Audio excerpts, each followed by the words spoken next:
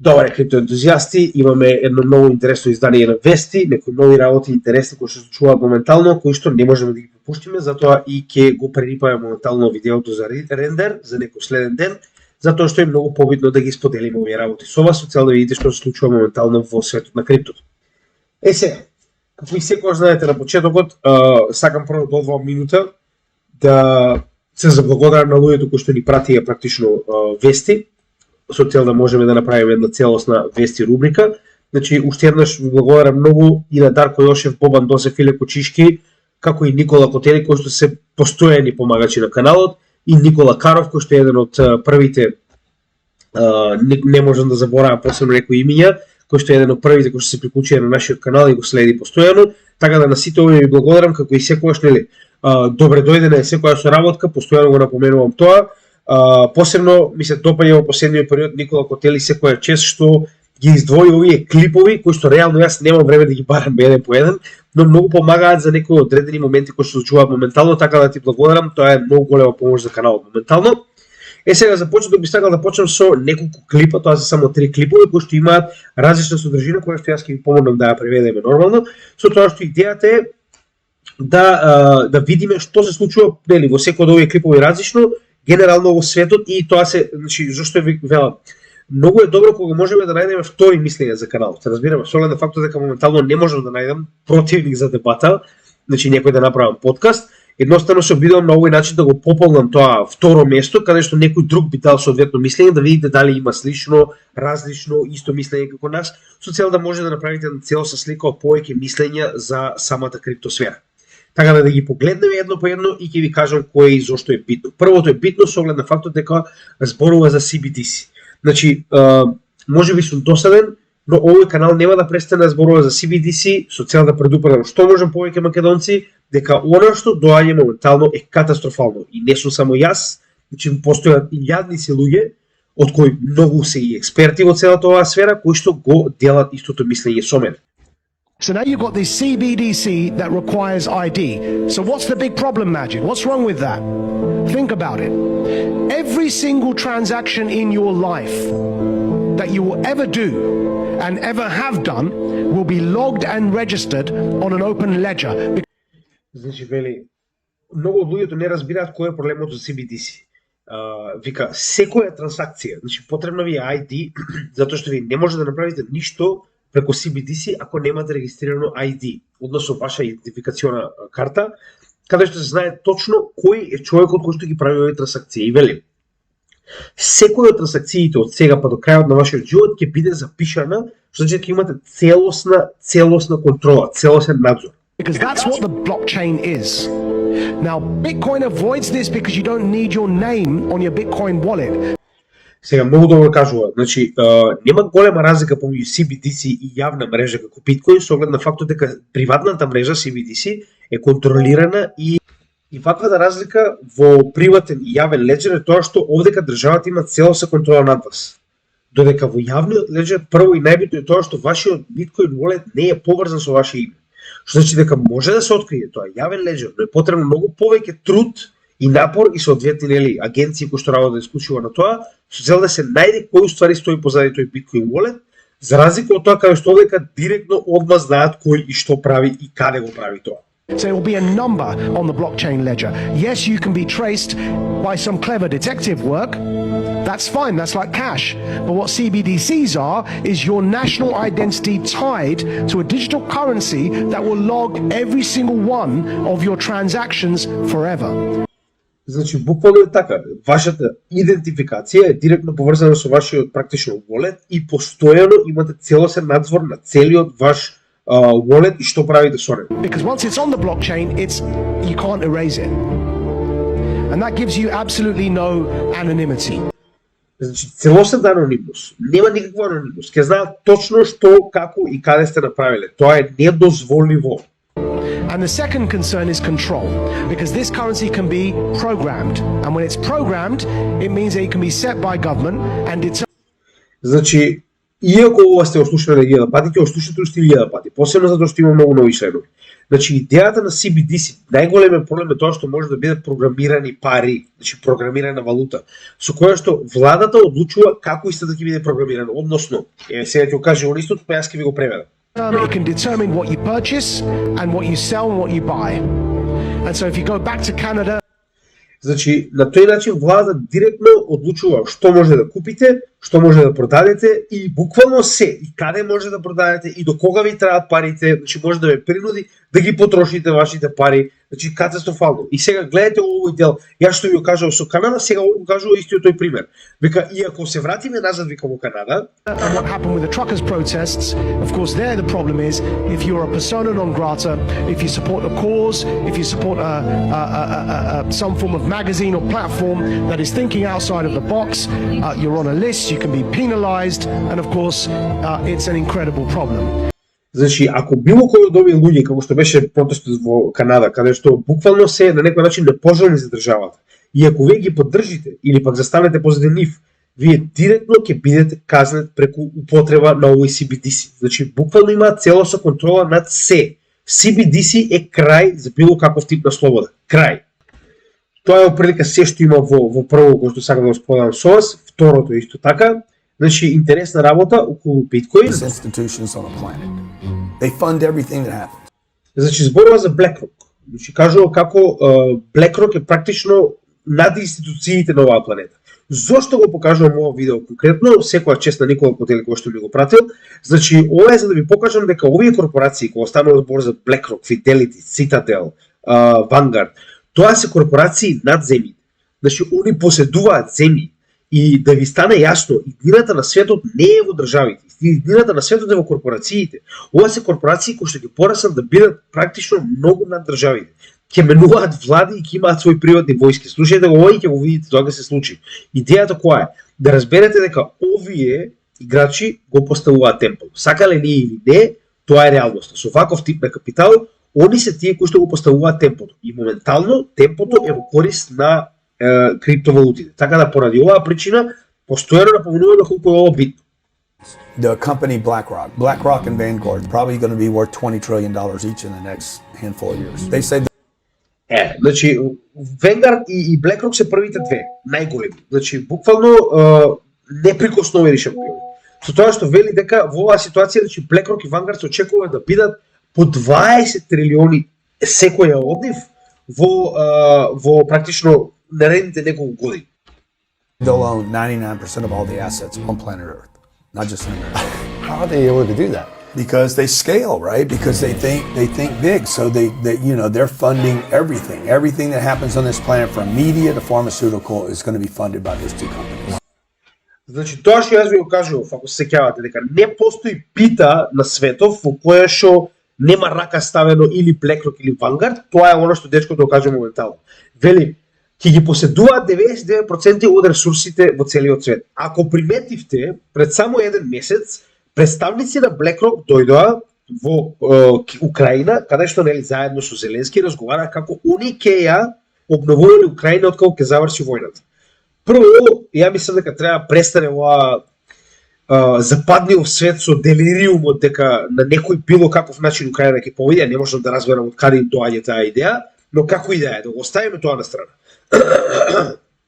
Не постои голема трговија, индустрија, не знам, било каков тип на ресурс во кој што BlackRock или Vanguard на еден или на друг начин нема некаков удел. Со тоа што пак ќе напоменам, овој удел доаѓа во неколку кратни спратови, во кои што не морат директно да поседуваат значи самата компанија. Еве да ви кажам пред како тоа би изгледало.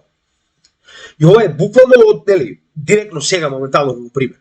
Се мислите BlackRock моментално поседува дел од British Petroleum. Така, British Petroleum во меѓувреме поседува дел од некој од грчкиве нафтени, како и да се нарекува. Со тоа што знаете и сами дека Грција кај нас има моментално производство на нафта рафинерија Окта, така. Што значи дека Окта директно е поседувана на некој начин од самиот BlackRock. И било која одлука која што ќе ја донесе моментално грчкава компанија која што ја поседува Окта, мора да биде одобрена од British Petroleum, а нормално пред тоа да биде одобрена и од самиот BlackRock. Дали разбирате како тоа функционира?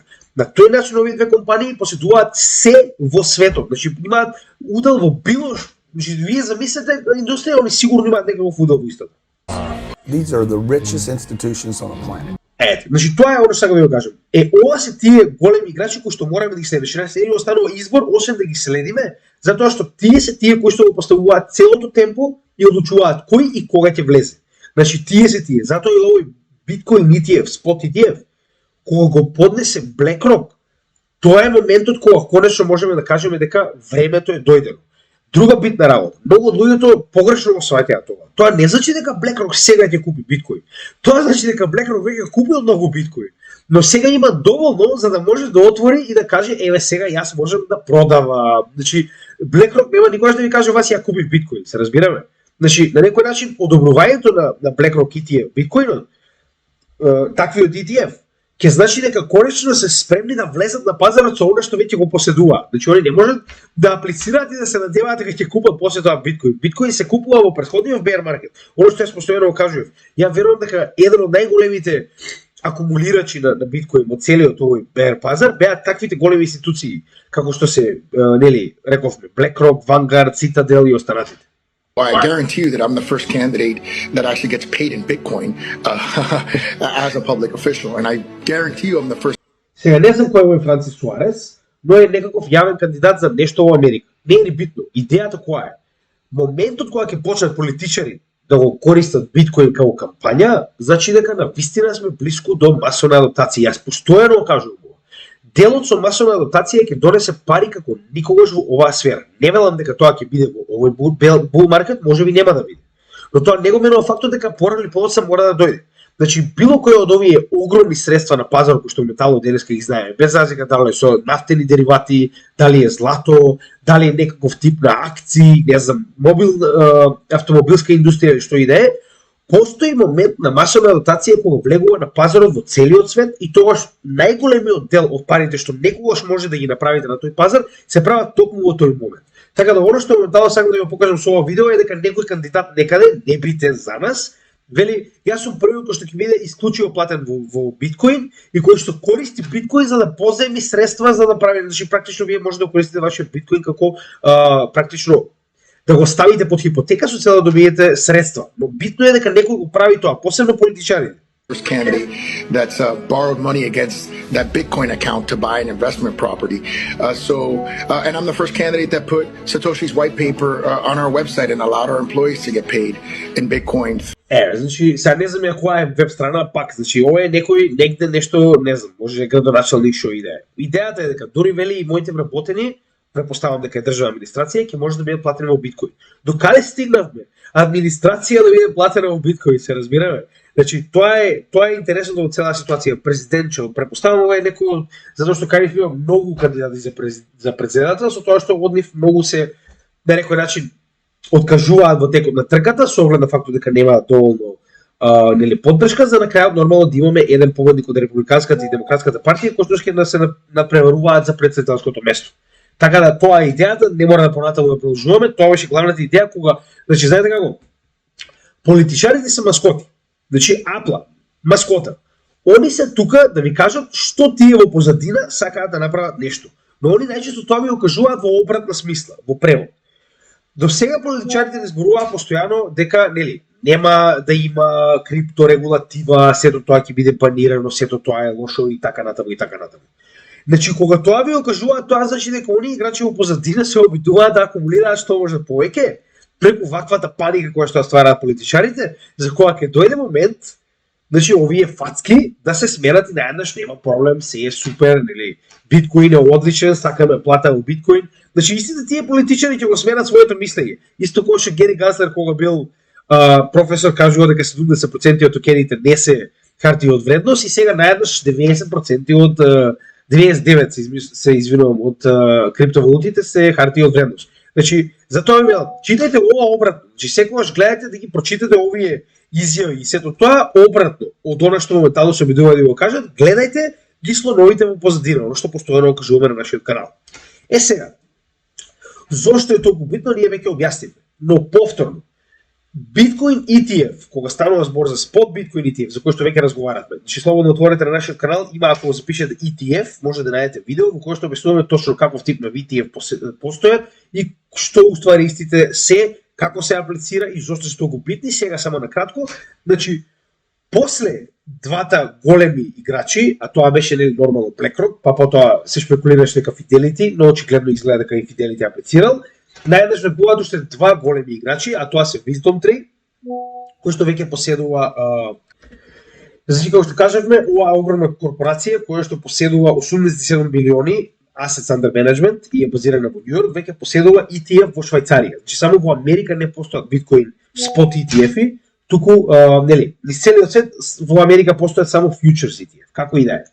Значи веќе аплицираат веднаш после BlackRock, затоа што очигледно се гледа дека прашање на време кога ќе биде одобрен ваквиот спот ETF и моментално го следи исто така и Valkyrie, која што е исто така еден од големите играчи во биткоин сферата. Valkyrie е менаџер на криптовалути, значи поседуваат огромна количина на криптовалути, со тоа што да не забораваме дека Valkyrie е втората компанија која што доби futures ETF на биткоин.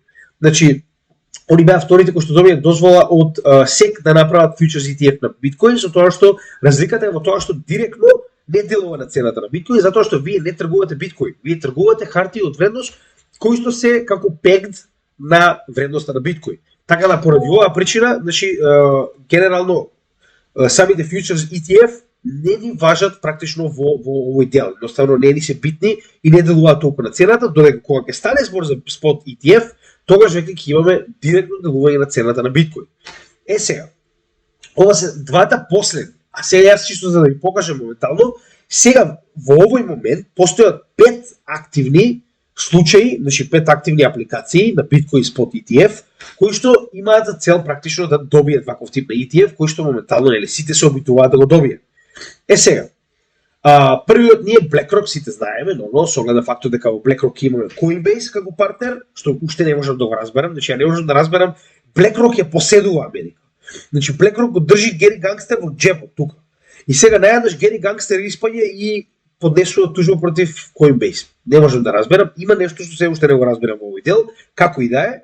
Во целата оваа ситуација BlackRock користи Coinbase како custody, кој што ствари ќе биде заложен за новчаниците на своите клиенти, а нормално во исто време го користи Nasdaq како надзор на трансакциите. Со тоа што да не забораваме дека и Nasdaq самиот по себе моментално доби лиценца за custody. Односно гледаме дека само големите играчи ќе бидат оние кои што имаат право да добијат удел во криптосекторот. Очигледно се спрема да се даде се тоа на големите играчи за после да се продаде на малите играчи. Со тоа што сега ќе напоменам, зошто е толку битно? Затоа што постојат милиони луѓе на светот кои што гледаат што BlackRock ќе направи и го следат. Односно ако BlackRock каже дека ова е средство кое што е легално и е потенцијално и има свој дели потенцијал за раст, сите ќе го следат, затоа што станува збор за најголемата корпорација на светот. Најголемата. WisdomTree веќе го спомнавме, Invesco Galaxy Bitcoin ETF, уште една компанија која што аплицира, се уште е во текст, значи уште не е одобрен ниту дели одбиен. Valkyrie исто така оваа недела и ARK Invest, да не заборавиме, на Кети Вуд, која што е еден од најголемите менаџери во криптосекторот и на некој начин исто да се занимава со финтек и со крипто, со тоа што една од најголемите адвокати на биткоин, Кети Вуд, ако не сте следете ја, има многу да се научи од неа. Она е CEO на овој фонд, значи на ARK Invest, кој што моментално се обидува да добие исто така спот ETF, кој што ќе се нарекува ARKB, за разлика од нели, секој од нив си има свој тикер, како и да е. Значи гледате дека има моментално официјално 5 кои што се во главна игра, со тоа што се зборува јавно дека и Fidelity, кој што е трет по големина менеджмент фонд, е веќе спремен да аплицира, прашање на време кога, со тоа што ќе се обиде да го купи неуспешниот ETF, а тоа се веќе, значи, затоа што до сега знаете дека сите други апликации биле одбиени. Че ова се неуспешните, каде што во овие неуспешни моментално е и Grayscale, кој што е еден од најбитните. Значи, Fidelity веќе има одбиено еден, верувале или не. Но, нели, сега ќе аплицира одново со друга шема, очигледно, и најбитниот, како што кажавме, е во оваа ситуација Grayscale, кој што, според она што моментално го слушавме, е дека Fidelity ќе се обиде да го купи Grayscale, затоа што Grayscale веќе поседува огромна количина на биткоин, кој што потоа ќе го искористи како количина за да може да направи свој ETF. Останува да видиме. Како и да е, Сето тоа е многу добра работа и сега да напоменеме една многу битна ствар. Во претходните два бул маркети, одобрувањето на ETF представуваше практично и врв на самиот бул маркет. Че оној blow off top и потоа тргнува надолу. Значи, буквално, ако ги проверите датумите претходно, ќе видите дека одобрувањето на двата типови на ETF, кои што сега моментално се дозволени, го означува врвот на самиот претходен бул маркет. Со тоа што оваа ситуација јас не верувам дека ќе биде така, затоа што ако они одобрат моментално спот биткоин ETF, не само веста на одобрување како FOMO, туку и самото тоа што вие практично дозволувате на големи играчи да тргуваат биткоин активно на берза. Вие отварате нов ликвидити за биткоин, каде што се повеќе и повеќе луѓе ќе сакаат да купат биткоин. Така да тоа мислам дека ќе биде сосема поинаква промена на играта што досега сме ја гледале. Затоа и многу луѓето кои што тврдат дека наводно ако го одобрат тоа ќе биде како blow off top и тука ќе заврши следниот бул маркет. Да, ако е така, следниот бул маркет јас не го очекувам до средината на 2024 па средината на 2025 како цела една година на бул маркет. Така да во оваа ситуација не знам зашто така размислуваат, но како и да е, тоа е моје мислење, секој нели има право на свое мислење. Сега битна работа од Forbes, значи знаете сами Forbes е едно од многу реномираните, да речем, финансиски исписанија во светот, кој што вели 15 трилиона quake, значи земјотрес, е буквално насочено кон XRP и останатите. Сега, не мора да го минеме целиот овој артикал, само ќе ви кажам кој што е битната работа. Значи, моментално, он што сака да каже во оваа ситуација самиот артикал, дека, она што јас постојано кажувам, замислете кога оваа прва количина ќе влезе во биткоин и потоа истата ќе се излие кон алткоините. Замислете колку голем профит станува збор овде, се разбираме? Значи, неизмерна би била разликата во тоа што би го добиле во биткоин и во она што би го добиле во алткоин, затоа што маркет капот на алткоините е смешен за разлика на биткоина маркет капот и она што потенцијално би го добиле со следен бул маркет, доколку овие големи играчи на вистина влезат со се што има. Значи нормално се не очекуваме да влезат со сите своји финансии, но нели да дадат на вистина солиден дел од своето портфолио во биткоин. Така да, она што овдека моментално го најавува, дури како соодветен пример, е соодветен фонд Laser Digital, кој што представува дел од банкарскиот бехемот Nomura, кој што вели дека од анкетите кои што се направени, огромен дел од професионалците кои што моментално се наоѓаат во овој дигитален фонд заедно со нели банкарскиот бехемот, значи 5 трилиона од прилика се очекува да се прелијат и тоа, пазете сега, ова е на некој начин колку поседува овој бехемот практично нели во assets under management. Значи не велам дека сите ќе влезат, но велам дека многу од нив сакаат да инвестираат во XRP. Со оглед на фактот дека XRP на вистина се покажува се повеќе и повеќе дека ќе има голема улога во следниот дел од CBDC во светот. Со тоа што не е само XRP, нормално дека се спомнува дека очекуваат ваквите големи корпорации, нормално кога ќе заземат дел од биткоин, да бидат доволно паметни и да завземат и дел од останатите големи криптокоини. Значи јас дури сега ова не можам официјално да кажам, ова се некои работи кои што ми ги кажале во доверба, дека наводно доколку ова се случи и добие биткоин ETF, голема е веројатноста дека истиот овој BlackRock, како и останатите големи играчи, ќе влезе со спот ETF и за други, почнувајќи од Ethereum, па понатаму оние најголеми, да речем, коини кои што на вистина има потенцијал. Сега останува да видиме дали тоа ќе се случи и кога тоа ќе се случи, можеби ќе се случи следниот бул маркет. Битно е дека уште сега веќе се шпекулира дека голема е веројатноста практично овие големи играчи да влезат и во другите криптовалути со ваков тип на да речем влез, на влог. Зошто го велам тоа? Значи многу од луѓето постојано ми кажуваат како само биткоин, само биткоин, само биткоин. Тоа е како во автомобилската индустрија да кажеме ќе има само Мерцедес, во друго ништо не вреди. Значи не е возможно. Не е возможно. Затоа што постојано го кажувам јас. Размислете логично на стварите. Така. Прво биткоин е прв левел, односно станува збор за првиот тип на блокчейн, кој што е бавен, можеби е премногу нели сигурен, сето тоа не е бавен, е крајно бавен и нема опција за scalability. Колку и да се трудат, сето тоа е во ред, сега за сега нема валија, значи соодветна опција за scalability каде што може да направите екосистем како што е тоа Ethereum. Така. Автоматски губи во оваа ситуација. Без разлика, никој не го менува фактот дека биткоин и понатаму ќе остане да биде крал на сите коини. Во ред е тоа. Но, она што сакам да го кажам е дека како и во автомобилската индустрија, кај што имате, не знам, некои брендови што се занимаваат исклучиво со брзина, други брендови се занимаваат со стабилност, трети не знам со шо. И овдека имате различен тип на генерации на блокчейни кои што имаат различен решаваат различен проблем од секојдневниот живот. Така да поради оваа причина уште еднаш ќе напоменам, јас верувам дека само прашање на време е кога секој од овие поголеми шампиони зборувам во крипто светот ќе си го најде своето место. Нормално верувам дека многу од нив ќе отпаднат, тоа е нормална работа. Исто како што во денешно време постојат компании од автомобилската индустрија кои што ги нема веќе, или па ја земете мобилната индустрија, значи Nokia беше апсолутен шампион. Нормално го престаса, сега Nokia не постои на пазарот, но е дел од Microsoft. Идејата ми е дека и на крајот од денот секогаш ќе има шампиони кои што ќе си го завземат своето место во оние нишки во кои што истите се развиваат. Така да јас и понатаму типувам на алткоините, останува да видиме, секој од вас треба да направи одлука за самите себе си. Со тоа што да не забораваме дека очигледно се повеќе и повеќе има апетит, посебно во кога станува збор за биткоин, значи SEC моментално одобри futures биткоин ETF leverage на 2. Значи моментално дозволи овие ETF сега, нели, ова е конкретен ETF, кој што ќе има опција за leverage, како што нели тргуваме да речеме во криптосветот со 1000, овде ќе има leverage за 2.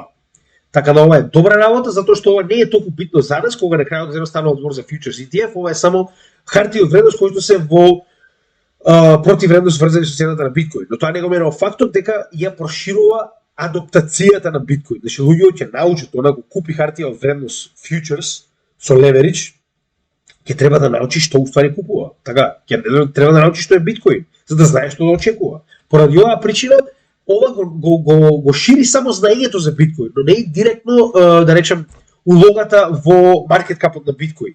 Сега, битна работа исто така кој што се случи, значи не знам дали знаете, но Федералната резерва и незиниот канцелар, или како и да се нарекува, главниот, од гериатрија Джером Пауел, беше испитуван повторно од страна на US House Financial Services Committee. Значи ова е, ако се сеќавате, оној посебен комитет кој што се занимава со финансиски услуги.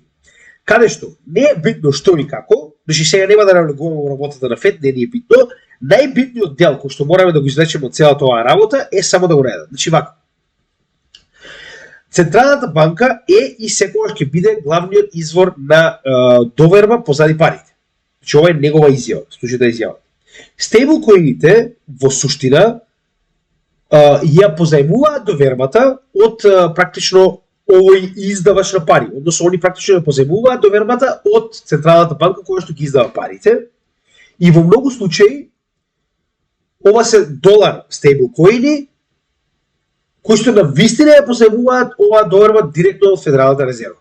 Она што сака да го каже е дека они веруваат, и значи тоа е официјално и самиот наслов, дека моментално стейблкоините представуваат форма на пари. Многу битно. Затоа што ако представуваат форма на пари, истите стануваат легални. Ако стейблкоините се легални, тоа значи дека секоја банка ќе може да ги користи како он и оф-рамп, за да можеме да внесеме и изнесеме пари од криптосветот. Стейблкоините ни се моментално единствениот официјален он и оф-рамп кога станува збор за трговија, затоа што никој не влегува. Многу ретко се случува некој да стави картичка и директно да купи од картичката Ethereum. Нормално купувате стейблкоини, ги чувате додека планирате да купите нешто, така. Затоа и стейблкоините се исклучиво битен дел од целиот криптосектор.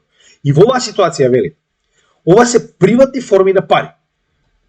Ке имаат као ситуации во кои што ќе има бенкран, иако нивните резерви не се доволно полни со висококвалитетни средства, во оваа ситуација, например, дали е тоа американски долг или директно пари или нели други форми на тип на пари, значи во оваа ситуација практично ќе има многу големи практично бенкрани.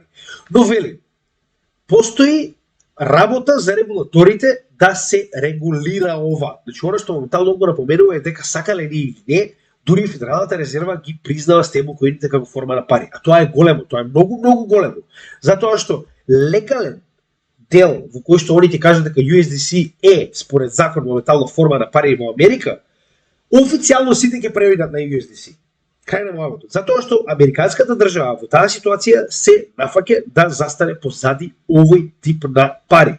Значи станува збор дека државата ќе биде позади USDC. Затоа и постојано, ако се сеќавате, многу пати досега напоменавме дека главната цел на Circle, кој што е нели backed by BlackRock, значи не заборавајте, и Circle голем дел од неговите акции од вредност ги поседува BlackRock. Главната цел на Circle е да успее да го направи USDC да биде официјалната форма на CBDC на Америка. Дали ќе успее или не останува да видиме, но ваквите напомени дека стейблкоините се форма на пари, а знаеме дека најголемиот компетитор во Америка за стейблкоини нема никаков кој што му се приближува е USDC, со тоа што USDT е нели практично негативецот во ситуација. Значи официјално е добра работа за нас затоа што тоа е голема работа. Значи вие Федералната резерва, односно Централната банка на Америка излегува и кажува дека го признава ова што нас е многу битно како противвредност во тргување стейблкоините како официјална форма на пари. Многу битна работа. Следна битна работа е францускиот asset under manager CACEIS, не знам како да го кажам, че ова не е јазик, ова е провинцијален јазик на африкански колонии, сега и северната африканска колонија муслиманска Франција. Значи, знам доволно јазици, ова никогаш нема мојот јазик не е способен да изговори француски зборови, но како и да е. 5 трилиона under management, како и да се нарекува овој француски бла-бла. Моментално, значи, нели, поддржано Кредит Agricole, ако не сажем, ова беше едно од најголемите и Santander, тоа се уствари банки, како и да е. Идејата е дека моментално, сега ова зашто е битна вест. Ви спомнав дека Мика веќе наложува дека треба да се организираат регулатори во секоја членка од Европска унија, каде што ќе почнат да се регистрираат, посебно на, така се нарекуваат DASPs, а тоа се Digital Asset Service Provideri, кои што ќе имаат различен тип на лиценци во однос на тоа каков тип на услуги сакаат да дадат на своите клиенти. Каде што овој КСС, како и да е, ќе биде ова повторно е asset under management, каде што ваков тип на компанија ова не го прави за секојдневни луѓе како мене и вас. Ова го прави за повторно credited investors. Иако ова во Европа не постои, значи станува збор за богати клиенти во кои што во оваа ситуација овој asset under management фонд ќе има возможи крипто кастади со цел да ги држи средствата во на нивно место, односно да биде старател на нивните средства.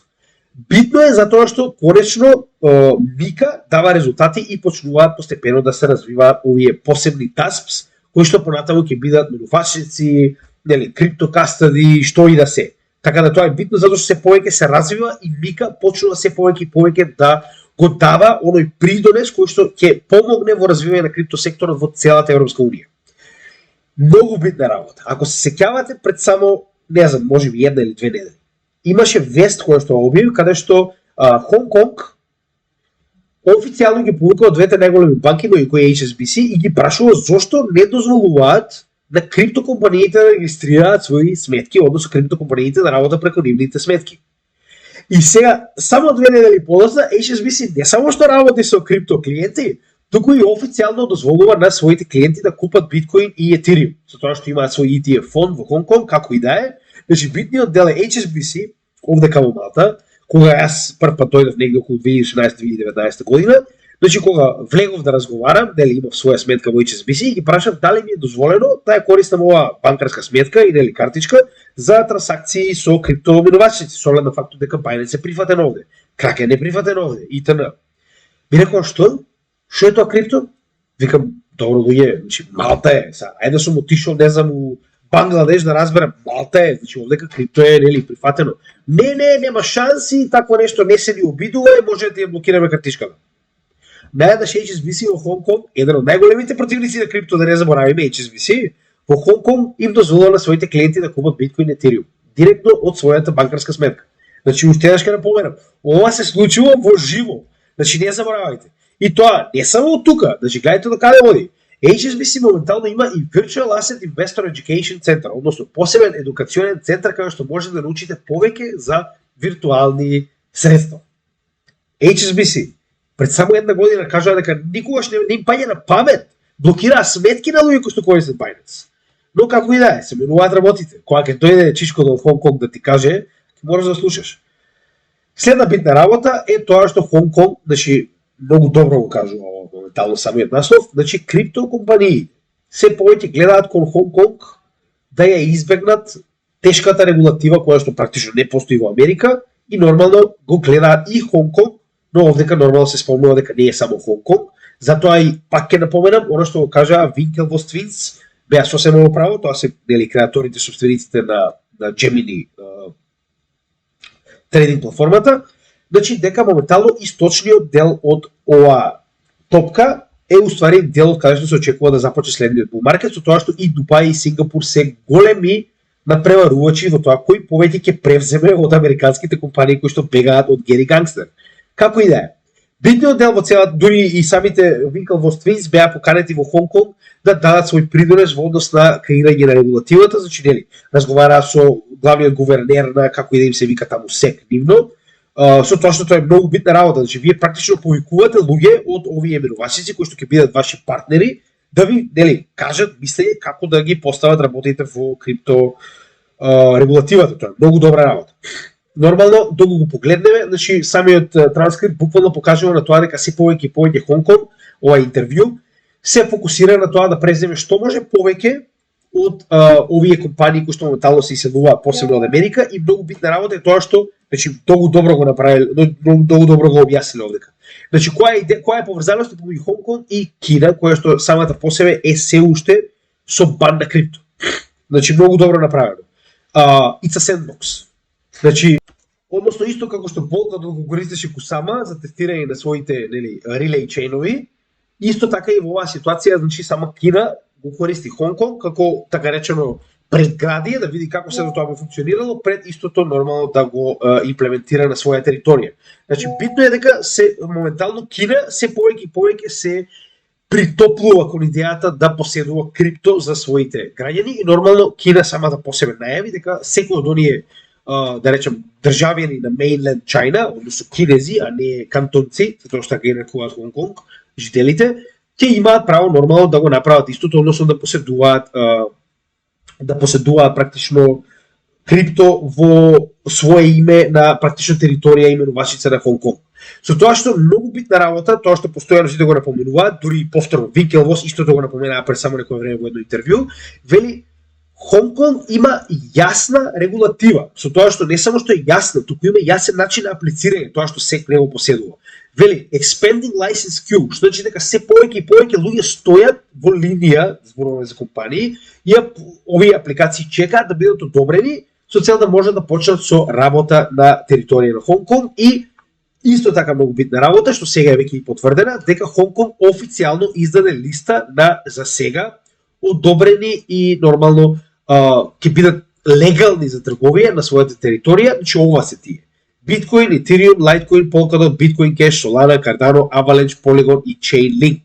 Со тоа што повеќето од овие се наоѓаат во нашето портфолио, но секој од овие има своја вредност. Ако мене ја прашувате, освен Bitcoin Cash кој што е дали смешка и Solana кој што е вид, но како и да е, Solana можеби има шанса, а Bitcoin Cash и понатаму ќе биде смешка.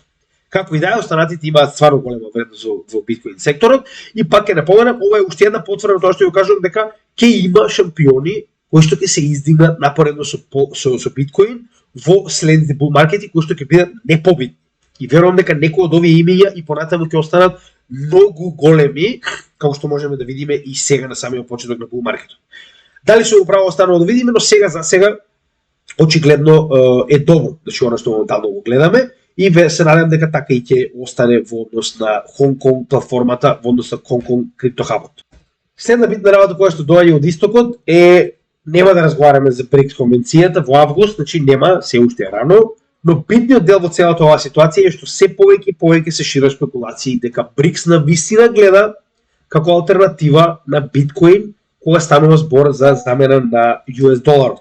Дали тоа ќе се случи или не останува да видиме, но битно е дека се повеќе и повеќе се појавува како информација, со тоа што да не забораваме дека пред само неколку, не знам, еден месец или месец и пол, Русија отворено, значи ова е државна инвестиција со која што моментално во средината на сибирската тајга во мал град отвара, значи майнинг фарма за биткоин. Знаете и сами ќе разговараме за ова. Значи ако тоа не е поддршка кога држава отвара свој майнинг фарм, не знам што друго да кажам, како и да е. Дали ова е вистина или не останува да видиме, затоа што се случува многу пати досега да се имплементира во вест, но се уште не сум видел ниту еднаш некој од овие компании, некој од овие држави да испадне изванично да каже дека на вистина гледа на биткоин како алтернатива на доларот или како да речем помош во избегнување на санкции или во трговија помеѓу долар и помеѓу средства помеѓу нив како држави. Останува да видиме, тоа ќе го знаеме најдобро во август, кога конечно ќе се одржи овој состав. Така да ќе знаеме точно се околу овој дел. Следна битна вест која што имаме, која што на некој начин ја руши цела оваа забава до сега, е најавата дека официјално се спрема рецесија во вториот дел од оваа година и нормално дека истата понатаму ќе ја следи Европа во 2024 година, со тоа што да не забораваме дека Германија веќе официјално е во рецесија.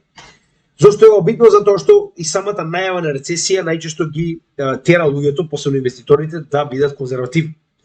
Посебно кога станува збор за ваков тип на категории како крипто, кои се доста ризични, значи тоа на некој начин би ги забавило потенцијалните инвестирања во оваа категорија. Значи тоа е нешто што мораме да го напоменеме, затоа и постојано кажувам дека имаме доста позитивни драйвери, но мораме да видиме како ќе се одрази рецесијата на крипто секторот и она што постојано го кажуваме на нашиот канал е добро конечно да видиме како рецесијата би се одразила на крипто секторот генерално, да видиме што би очекувале со оглед на фактот дека во целото постоење на крипто секторот не сме имале продолжен период на рецесија, каде што би можеле да видиме добар тест на тоа како ќе се задржи вредноста на крипто или не се задржи нормално во практично еден период на рецесија.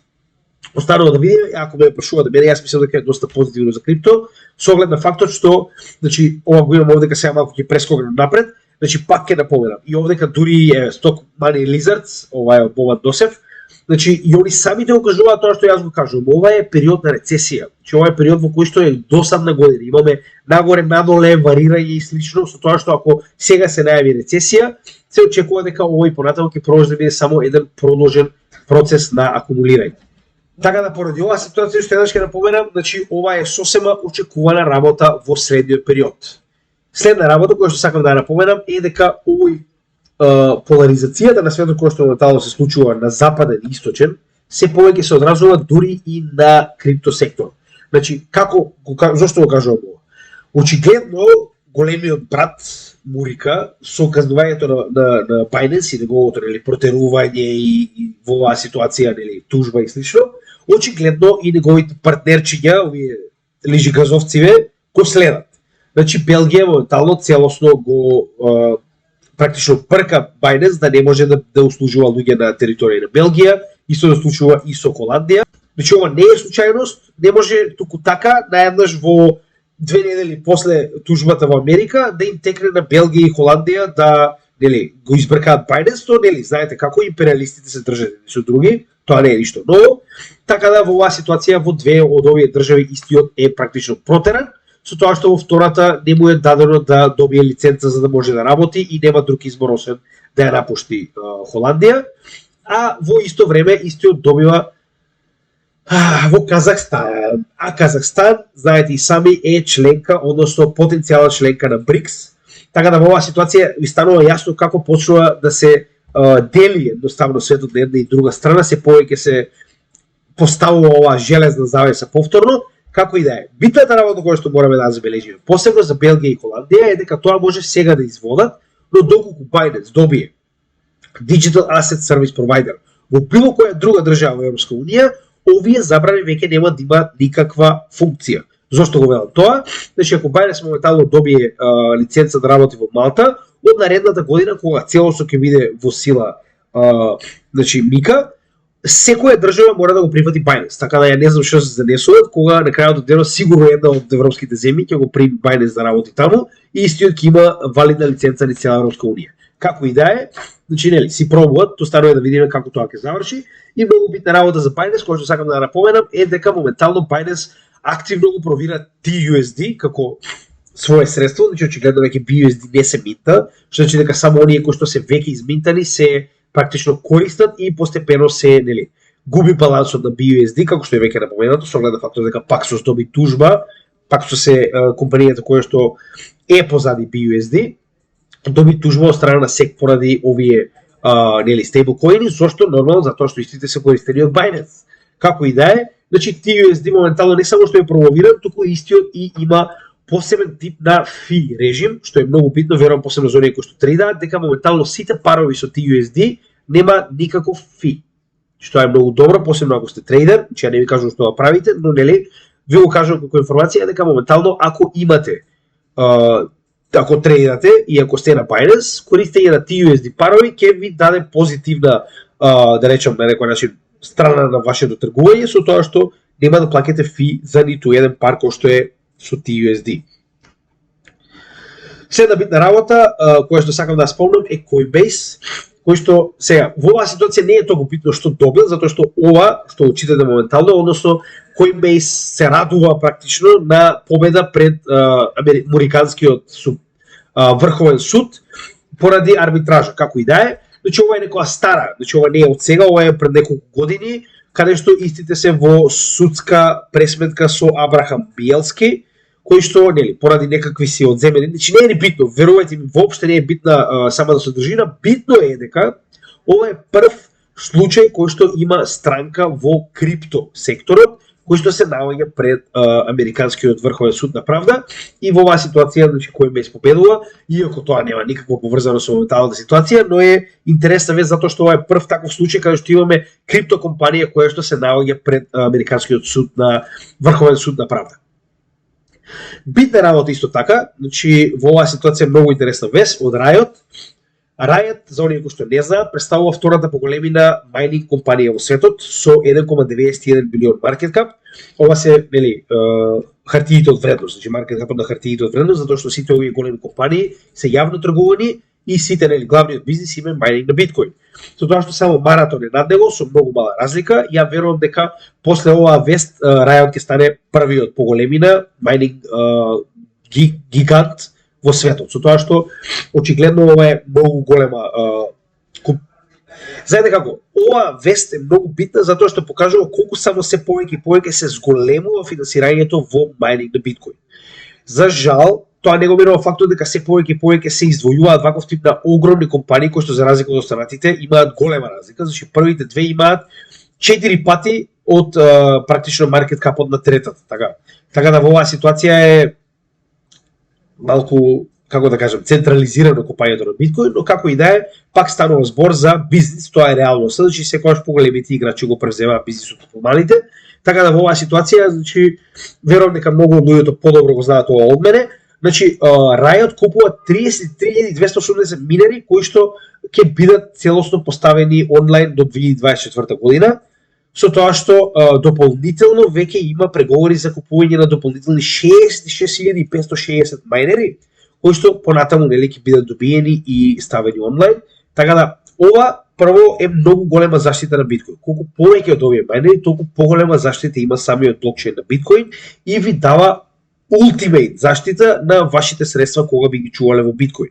Тоа е многу битна работа. Второ, гледаме дека се повеќе и повеќе овие големи, така речено, индустриалистички магнати влеваат средства во самата основна индустрија на майнинг на биткоин, што е многу добро за и цената на биткоин очигледно. И на некој начин тоа е пак адаптација. Значи ваквата борба за тоа кој ќе преземе поголем дел од биткоин е адаптација. Тоа се повеќе и повеќе пари кои што влегуваат директно во биткоин. И нормално зошто би влегле со толку голема инвестиција сега, ако не очекувате дека во следниот период ќе има многу добар профит од биткоин.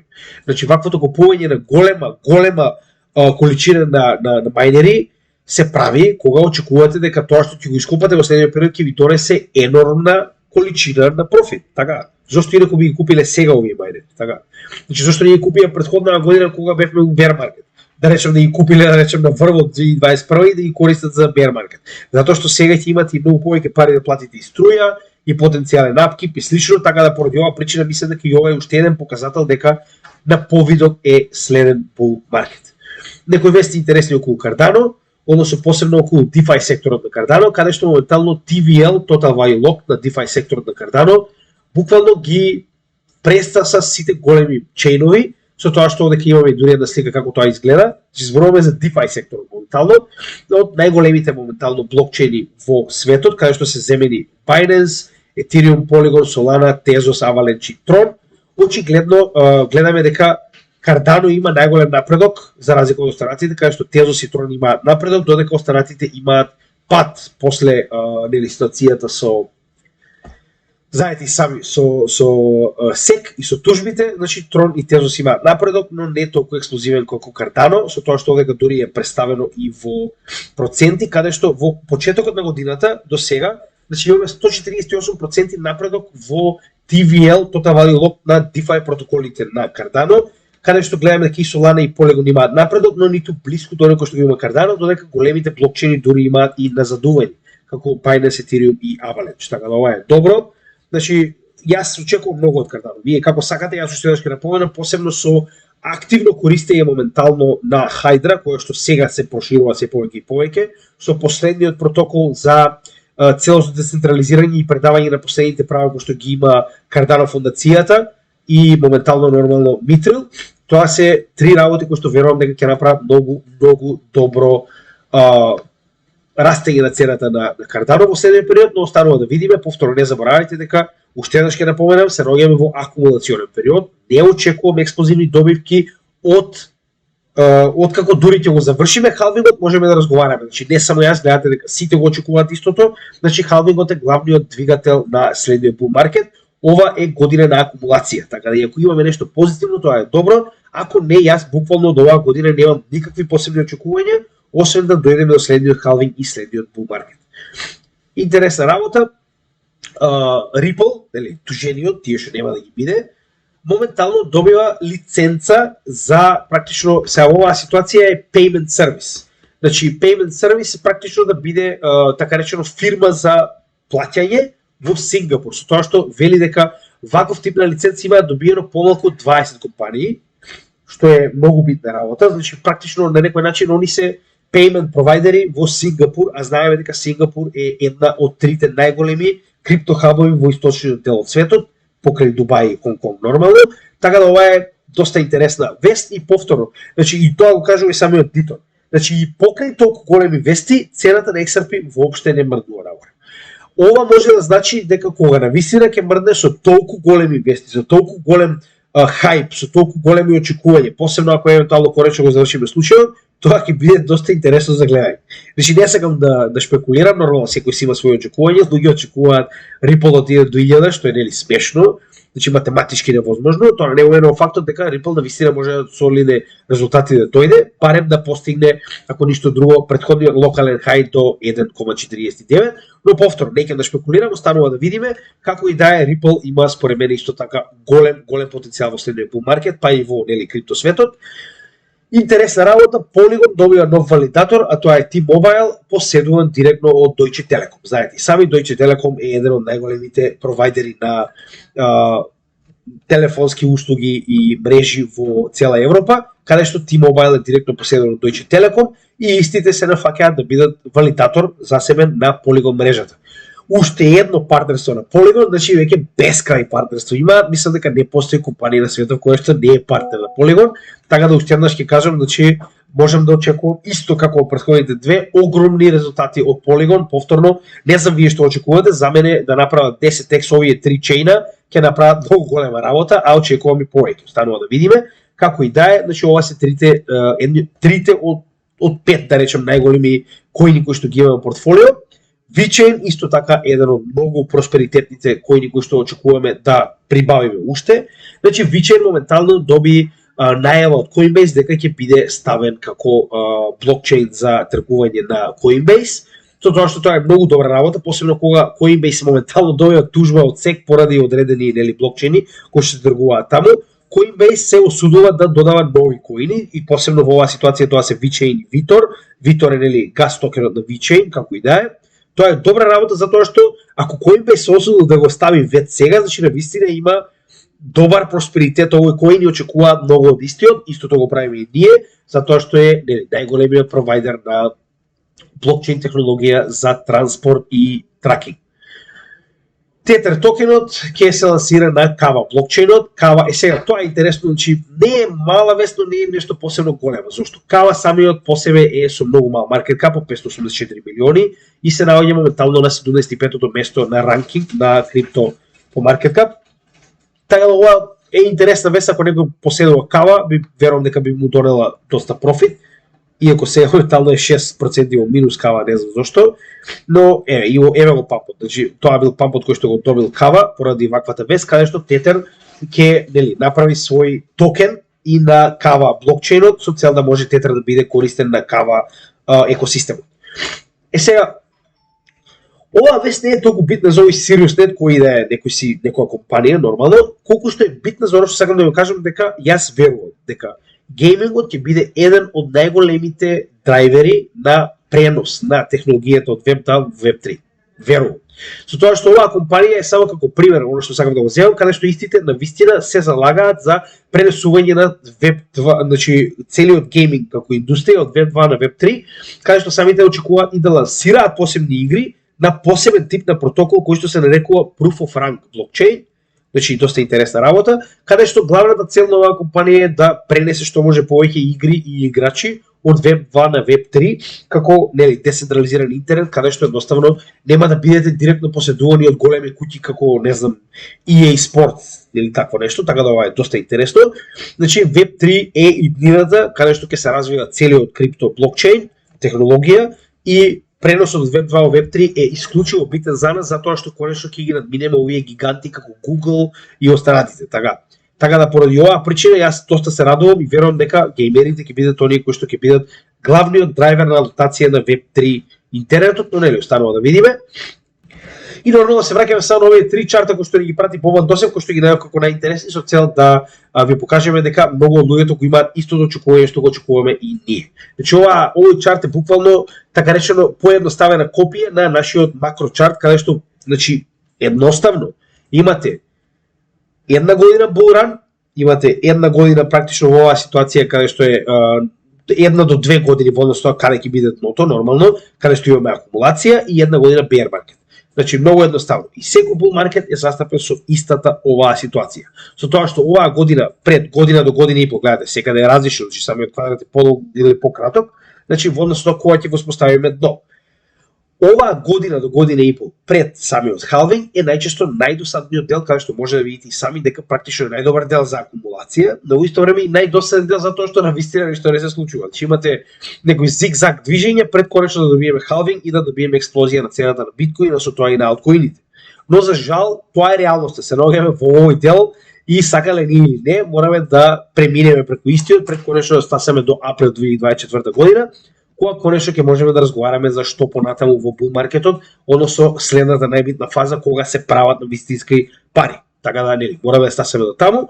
Исто така интересна работа е она што јас го кажувам постојано, они го земаат SMA 20, односно 20 неделната средна вредност, каде што очигледно истиот моментално конечно кога ќе го претвориме во поддршка, а очигледно ова е дното во јануари 2023 година. Значи истиот буквално како bounce правиме се додека не стигнеме до следниот bull market, но сега дали тоа ќе случи јас не можам да кажам сигурно затоа што јас 200 неделната средна вредност се користам повеќе за разлика од нив, ова е многу помала во оваа ситуација и многу по-флексибилна, значи многу по-лесно да се скрши. Но како и да е интересна идеја која сакам да ви ја представам, значи 20 неделната средна вредност во оваа ситуација ни покажува она што они го очекуваат во текот на следните неколку месеци пред завршетокот на 2024 година е буквално да правиме постепени корекции по овој трендлайн, додека не стигнеме негде околу 50.000, што многу од луѓето кои што ги следам, да речеме, кои што снели на некој начин размерувам идеи, имаат иста идеја дека опрлика очекува 50.000 да биде до крајот на годината биткоин, иако јас сум малку поконзервативен, мислам дека ќе имаме поголем период на акумулација, но 50.000 не би штетело. Секако се враќаме на истата идеја, јас постојано ви кажувам, значи јас акумулирам во целата оваа година и планот ми е корекциите кога ќе дојдат, она што сум го заставил на страна, да го внесам во проектите кои што ми се допаѓаат. Оваа година јас не планирам да извадам никаков профит, се што правам е алоцирам во проекти кои што мене ми се допаѓаат и кои што мислам дека имаат најголем потенцијал за конечно после халвингот да можеме да разговараме за земање на профит. И ова е дел од пак на некој начин интересна работа, не знам кој е SetFit, како и да е. Ви ги покажувам, ова се различни да речам анализи кои што на вистина го покажуваат отприлика она што го кажуваме и ние на самиот канал. Ова е така речено самиот Rainbow Chart, кој што е на некој начин поставување на Фибоначи секвенцата на целиот чарт на биткоин. Ова е исто така логоритмички приказ, очигледно, со тоа што гледаме дека до сегашните ситуации, секогаш кога сме направиле корекција до долната граница, каде што беше оној fire sale на Rainbow Chart-от на сината територија, што постојано го покажуваме, ни представува најдобар момент за акумулирање и пак може да ги видите оние зони досадни пред самиот халвинг, каде што едноставно цената е многу неодлучна пред да добиеме експлозија.